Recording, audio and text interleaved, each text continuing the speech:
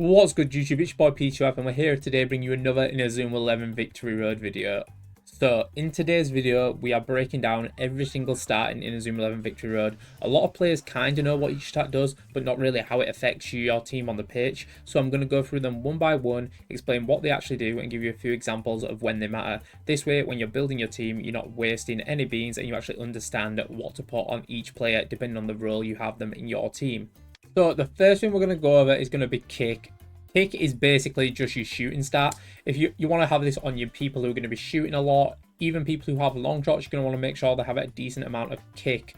What kick actually does is it boosts your shot attack and your focus battle attack. So you're going to have higher number when you're the offensive person in a focus battle if you have high kick, and you're also going to shoot a lot harder. It's one of the more simple stats. It pretty much tells you what you need to know, kick, but it does also give you a boost in focus attack battles as well, which is one thing to keep in mind. One mistake that I do think some players make is thinking kick is only for pure strikers. For example, like I have someone I'm using here, he should be a striker, but I'm using him further back with a really high kick stat. And that's because I've got a long shot on him, Samba Strike. Eventually, I'm going to get this to like Samba Strike version 4. It's an absolute great way in online match to just get like a nice little chunk off the keeper points, because most of the time, if your long shot does get to the net, the power on it's not going to be too crazy.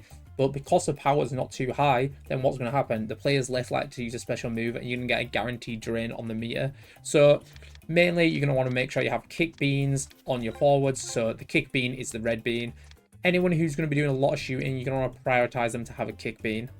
Okay, so the next stat we're going to talk over is the control stat, and it does work in the same way as the kick stat, where it boosts your shot power and your focus attack power. But the difference is here, control's more focused on that focus attack power and less so much on adding extra shooting power. But it does do the same additions as kick, just kick is more focused on the shooting power, but control's more focused on the focus attack battle. So control's a really good start for both midfielders and forwards. Really, you're going to want it on both of them because it's going to increase your kick power, and but more importantly for your midfielders, it's going to help you win a lot more than focus battles. But honestly, I think it's just as important for your forwards, as the amount of time you'll be one-on-one to get clean. You'll be one-on-one with a defender to get clean through on goal is very common in Victory Road. So you definitely want to focus having a lot of control on both your defenders and your forwards. The control bean, I'll show you now, is the pink one. So this one here, if you need it, that's the one. So next up is technique. As we can see here, the one at the top left. So technique is pretty much your focus battle stat. What it does is it boosts both your focus attack and focus defense. So if you guys, again, I've been mentioning focus attack and defense quite a lot in the video. If you don't know what they are, I'll take a quick second to explain. So focus attack is when you're the one with the ball and you're trying to get past someone in a focus battle. That's going to determine how high your attack stat is. And then you're going to go against the opponent and they're going to be using their focus defense. So whoever has a higher stat, then that's the reason why sometimes you'll be against someone and the arms on their player are so big that even if you dash, no matter which way you dash, you won't be able to get through. That's because of a big difference in focus attack and defense. So for technique, it goes to your forwards and your midfielders mostly, as I'll just outline these real quick if anyone's confused so far. So for forwards, the recommended beans that it recommends you to do, so the stats that you'd want on that is technique, kick, and control. And for midfielder, it's intelligence, control, and technique. So you take that kick out of there. But I am a strong believer that on certain characters, you would want to sacrifice either intelligence or technique for kick. The one that makes the most sense to sacrifice, in my opinion, is intelligence. It is going to make it so this specific character wins less scramble battles, and I wouldn't recommend it. None of your midfielders have intelligence because it's definitely an important stat.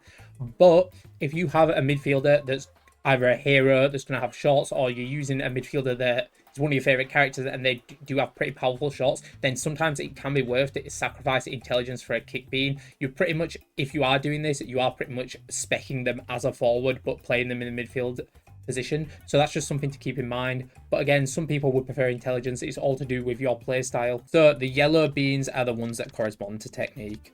Okay, so speaking of technique, the next one we're going to talk about will be intelligence. So the stuff I just said about intelligence, we're going to talk about that a bit more, but through a more intelligent scope. So what intelligence actually does is going to boost your scramble attack and defense, and it's going to boost your focus battle defense. So if you don't know what scramble battle is, I'll put an example on the screen right now. It's this situation. You've had it happen to you a bunch of times. So intelligence does have a big part in what numbers show that and the chance of you winning these. And just like technique, it does also boost your focus battle defense. So I want to use my kiddo here as an example of what not to do. So as you can see, my kiddo has beans in kick, control, and intelligence. I personally believe this spread isn't the greatest, because if you are gonna be putting kick onto your midfielder, then I feel like you should just go all out attack at that point and also put the beans on technique. So I would recommend, if you are trying to make a midfielder into a forward, just give them the forward beans. But if you want a more classic midfielder who's going to have better defense but not as much kick power, then I would recommend going with intelligence. Intelligence is a pretty good start. Also, your defenders are also all going to be having intelligence. It's important for them too. It's kind of a hybrid start because it's a defensive and a midfield start, but I do believe it's more valuable on players who are in your back half of the pitch, not players in the front half of the pitch, even though it's going to recommend you to equip that on all your midfielders. If one of your midfielders are playing very far forward, then I would not recommend equipping intelligence on them. So the intelligence being is going to be the light blue one here. Okay, so next up is agility, and this is pretty much your character's reactiveness, how fast they are, etc. In reality, all this stat really is your goalkeeper stat. Agility is the main stat for goalkeepers. You're going to be wanting to max out your beans on your goalkeepers and always focus on getting a higher agility on them. It's going to boost your keeper power as well as focus defense. There's not much to say about this one. It's pretty standard, like just put it on your keeper. I guess it does also boost castle wall defense, I do believe, so I guess you can put it on your defenders too, but personally I'd recommend pressure, physical, and intelligence for your defenders. So agility is going to be the orange beans, as you can see here. Okay, so the next stat we're going to be talking about is going to be pressure. Again, this is a very defensive stat. What this is going to do is going to boost your scramble defense specifically. It's going to boost your castle wall points. So a castle wall, obviously you guys know what that is. It's when your defender goes to do a castle wall when everyone's in the zone in the box.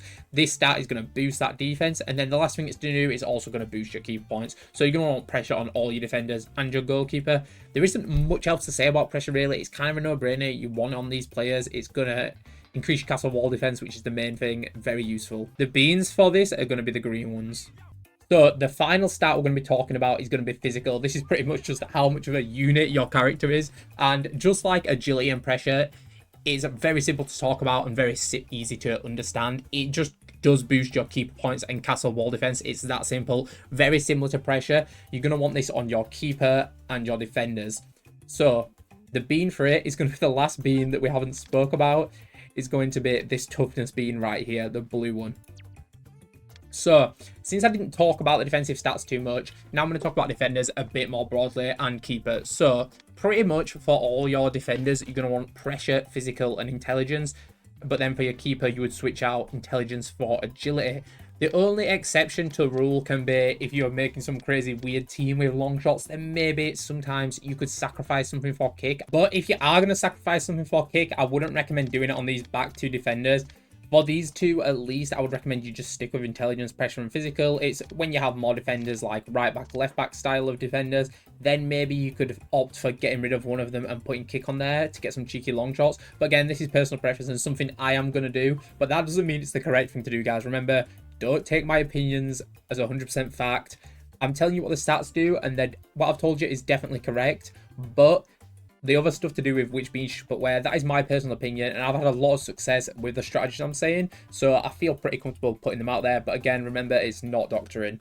Also, I am sure these stats probably have some hidden things that the game doesn't tell us that they do. If you guys find any of them out, or there's something I didn't mention that you know the stat does, please drop a comment down below, because in a few months, I'm probably going to make an updated version of this video with if we find new details. But for now, that's been the video. I'll see you guys next time.